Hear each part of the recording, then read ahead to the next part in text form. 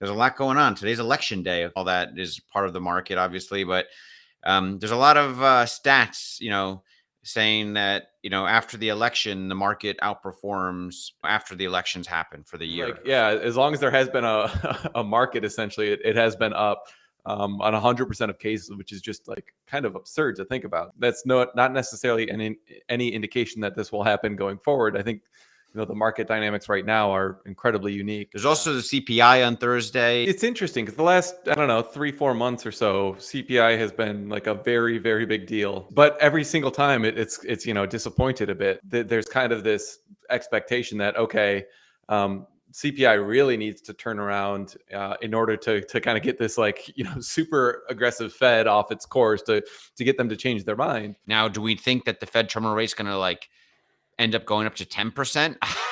If we think that, then we should really be buying a ton of puts. I think that's incredibly unlikely. But the one kind of consistent theme this year is that all my expectations of where the terminal rate would be and how quickly inflation would turn around have been wrong. It's very hard to predict these things. The economy is slowing down, but if these lagging indicators take, say, another 12 months to make their way through, and then 12 months from now, we've got I could actually see a potential, if we don't change course in the next 12 months, you would have a very significant period of deflation potentially. I wore my "Don't Panic Today" shirt as a reminder to all the investors out there that the markets are certainly not in a good spot right now. Tesla, I'm shocked that it's under 200.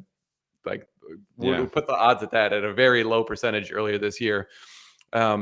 But the long-term story is still so compelling. And I really do believe that this is an incredibly exciting time to be alive. And I think a lot of the drop the last couple of days in Tesla relative to the market, especially, there's a lot of on the margins, people selling, afraid that Elon's ruining his credibility and alienating half the population. But for long-term Tesla stockholders, I don't think it moves the needle. It doesn't matter. It just gives a better entry point to potentially buy more. The list of things that Elon has done that is not PC is very long. And so you can certainly point to those and say, okay, investors are losing confidence, or institutional investors don't want to be associated with the stock, and so they're selling. I'm just not sure if that's really the case. I mean, to me, there could be other market dynamics at work here that might more easily explain it. But I do agree with you. It certainly creates more uncertainty. In the last 2 years, if you bought Tesla, you're probably underwater now. Just from looking at the Twitterverse, I feel like there's at least twice as many people investing in Tesla or bullish talking about Tesla versus more than 2 years ago, right? I mean, it just seems like the audience has grown tremendously. Right now it's at 195. So let's just go 195 over 650, assuming that's what the market is. So that's a forward PE of 30, which is kind of hilarious, because you'd imagine if they deliver that $6, it's possible the PE ratio could compress further or just not move up. But if they're actually increasing their earnings growth by that much, and have the kind of operating leverage that we think they could have, it would be kind of silly for the PE to be 30 this time a year from now. I think the business versus the stock is so hard to separate. In the end, in a long-term horizon, you know that the fundamentals of the business will justify whatever the stock price is going to become eventually. It doesn't rattle me for my long-term Tesla holding. For our fund, it's very rattling, because it's much more short-term oriented, and it's rough. I feel like the more you study and listen to content about the business of Tesla, the more at ease, the more I can sleep at night with those core holdings.